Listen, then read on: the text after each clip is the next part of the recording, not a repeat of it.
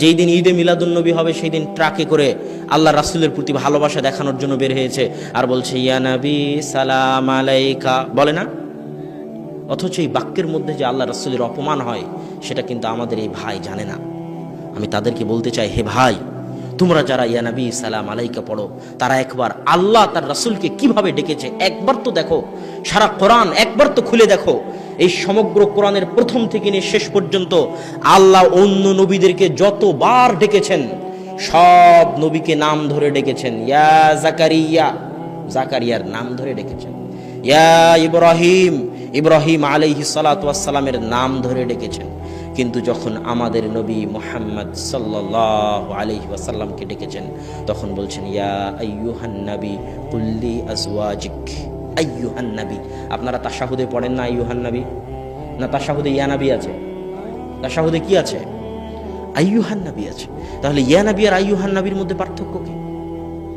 আমি আপনাকে বললাম এ আব্দুল্লাহ, এ আহমদ, এই ডাকের মধ্যে কোনো সম্মান আছে? কোনো সম্মান নাই। আপনি প্রধানমন্ত্রীকে ডাকতেছেন মাননীয় প্রধানমন্ত্রী, মহামান্য বিচারপতি, সম্মানিত জনাব অমুক অমুক, ডাকেন না? তো আল্লাহ সুবহানাহু ওয়া তাআলা যখন তার নবীকে ডাকতেছে তখন বলতেছে ইয়া আইয়ুহান নবী, হে মাননীয় নবী, হে সম্মানিত নবী, হে মহামান্য নবী, হে সম্মানিত নবী মুহাম্মদ সাল্লাল্লাহু আলাইহি ওয়াসাল্লাম। নামটাও আল্লাহ নেননি, জাস্ট হে সম্মানিত, হে মহামান্য নবী বলে ডেকেছেন।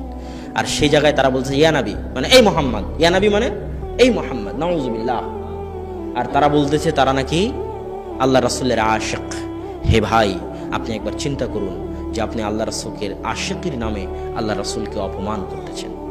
সম্মানিত উপস্থিতি, তাহলে ঈদে মিলাদুন্নবী একটা অনুষ্ঠান। এই অনুষ্ঠানের মধ্যে যখন আমি দিনকে সীমাবদ্ধ করে দিলাম, ঈদে মিলাদুন্নবী শেষ, ইসলামও শেষ। টঙ্গীর ইজতেমায় হাজার হাজার মানুষ একসাথে হাত তুলে দোয়া করতেছে, টঙ্গীর ইজতেমাও শেষ, মুসল্লিও শেষ। তো ইসলামকেও যদি ধ্বংস করতে চান সেটাকে কার মধ্যে সীমাবদ্ধ করে দিতে হবে? অনুষ্ঠানের মধ্যে।